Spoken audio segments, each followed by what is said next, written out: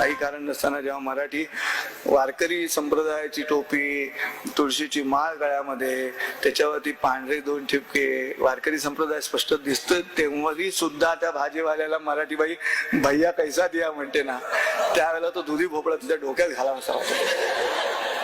अगं म्हण की भाऊ कसं दिलं म्हणून, काय हरकत आहे. इतकी सुंदर भाषा की उगवता सूर्य आणि मातृभाषा किती सुंदर. घनश्याम सुंदरा श्रीधरा अरुणोदय झाला, उठी श्रीरामा पहाट झाली, पूर्व दिशा उमलली. गदी माडगुळकर म्हणतात, प्रभात समयो पातला आता जागवा विठ्ठला. परमेश्वराच्या आधी आपण जागवायचंय. कुसुमाग्रज म्हणतात, काढ सखे गळ्यातील तुझे चांदण्यांचे हात, क्षितिजाच्या पलीकडे उभे दिवसाचे दूत. नाट्यसंगीतात म्हणतात, प्रिये पहा रात्रीचा समय सरून येत उषकाला. वर्णन तेच. लोकसंगीतात म्हणतात, सूर्य उगवला प्रकाश पडला, आडवा डोंगर आडवा डोंगर आडवा डोंगर तयाला माझा नमस्कार. उंबरठामध्ये वसंत बापट लिहितात, गगन सदन तेजोमय.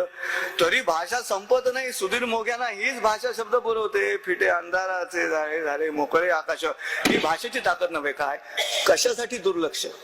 इतकी सुंदर भाषा, इतकी लवचिक भाषा,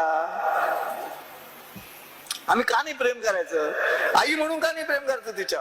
जर अण्णा द्रमुक आणि द्रमुक हे 2 तामिळनाडूत एकमेकांचे जीव घेणारे पक्ष दिल्लीमध्ये तमिळ भाषेसाठी एकत्र येत असतील तर आमचे सगळे राजकीय पक्ष तिथे एकत्र यायलाच पाहिजे. दुसरा पर्याय नाही.